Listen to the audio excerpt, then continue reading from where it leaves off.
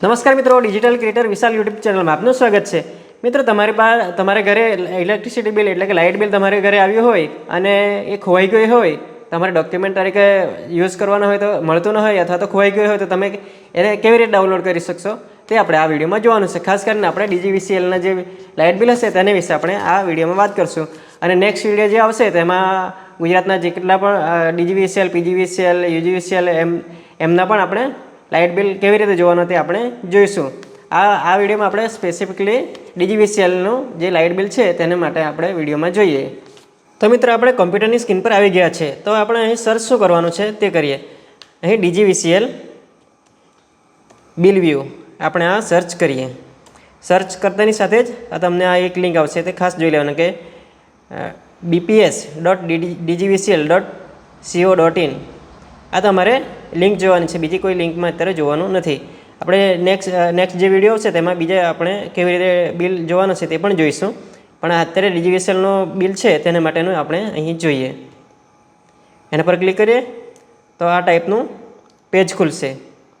તો અહીં લખેલું છે, આ એક વેબસાઇટ આ તમારે જોઈ લેવાની છે, લિંક bps.dgvcl.co.in આ લિંક પર તમને ડીજીવીસીએલનું બિલ જોવા મળશે કે ડીજીવીસીએલની બિલ હિસ્ટ્રી જોવા મળશે। અહીં આપણે ક્લિક કરીએ અને તમારે જે કન્ઝ્યુમર નંબર છે તે નાખી દઈએ। અહીં તમારો 11 આંકડાનો કન્ઝ્યુમર નંબર છે એટલે કે ગ્રાહક નંબર, તે નાખી દઈએ। આ 11 આંકડાનો કન્ઝ્યુમર નંબર અને કેપ્ચા કોડ નાખી દઈએ અને અહીં સબમિટ કરીએ। સબમિટ કરતાની સાથે જ તમારી પાસે આ ટાઈપનું બિલ માટેનું પેમેન્ટ માટે પણ આવી જશે અને વ્યૂ બિલ માટે પણ। Pay bill with other mode એટલે તમારે આ સ્કેન કર્યા સિવાય તમારે પેમેન્ટ કરવું હોય તો તે, અથવા તો તમે અને સ્કેન કરીને તમે પણ ઇલેક્ટ્રિસિટી બિલ ભરી શકો। મારે ઇલેક્ટ્રિસિટી બિલ એટલે કે લાઇટ બિલ મારે જોવું છે તો વ્યૂ બિલમાં જઈએ। વ્યૂ બિલ કરતાની સાથે જ તમારી પાસે આ ટાઈપનું બિલ આવી જશે અને તમે એને પ્રિન્ટ પણ કાઢી શકો છો।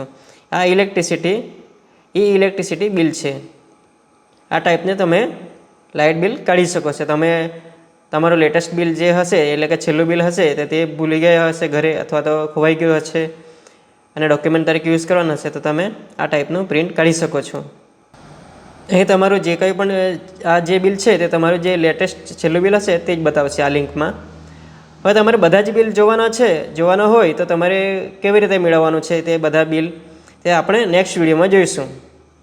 અને મિત્રો, તમારે ઓનલાઈન આ બિલ પેમેન્ટ કરવું હોય તો તમે આ QR કોડને સ્કેન કરીને પણ તમે કરી શકો, અથવા તો પે બિલ વિથ અધર મોડમાં આપણે ક્લિક કરીએ તો આ ટાઈપનું પેજ ખુલી જશે। અહીં તમારો ગ્રાહક નંબર નાખવાનો છે, ગ્રાહક નંબર નાખીએ અને આ કેપ્ચા કોડ નાખી દઈએ। ત્યારબાદ ચેક કન્ઝ્યુમર નંબર એટલે ગ્રાહક નંબર તપાસો, અહીં આપણે ક્લિક કરતાની સાથે જ એનું જે કોઈ પણ બિલ પેમેન્ટ હશે તે અહીં આવી જશે। તમારું નામ આવી જશે, ગ્રાહક નંબર આવી જશે, છેલ્લું બિલ કેટલું ભરેલું છે અને કઈ તારીખે ભરેલું તે આવી જશે અને ટોટલ આઉટસ્ટેન્ડિંગ અમાઉન્ટ એટલે કે તમારું જે બિલ ભરવાનું બાકી હશે તે આવી જશે અને જે છેલ્લે બિલ ભરવાનું છે તે ફાઇનલ અમાઉન્ટ આવી જશે। અહીં તમારે ઈમેલ આઈડી નાખવું હોય તો એ ઓપ્શનલ છે, તમે નાખી શકો। અહીં મોબાઈલ નંબર પણ નાખવો હોય તો નાખી શકો, એ ઓપ્શનલ છે। અને તમારો પેમેન્ટ ગેટવે છે, અહીં બિલ ડેસ્કનું છે અને પેમેન્ટ વાયા બિલ ડેસ્ક। અહીં તમારે રિફ્રેશ કરવાનું નથી, આ પેમેન્ટ જ્યારે પણ થાય ત્યારે રિફ્રેશ નથી કરવાનું। આ તમારે ડિસ્ક્લેમર છે તે તમારે વાંચવાનું હોય તો વાંચી શકો। ત્યારબાદ કન્ટિન્યુ, આ જે કંઈ પણ ચાર્જિસ રિલેટેડ અહીં આપેલું છે તે તમારે વાંચવું હોય તો વાંચી શકો અને કન્ટિન્યુ કરીએ।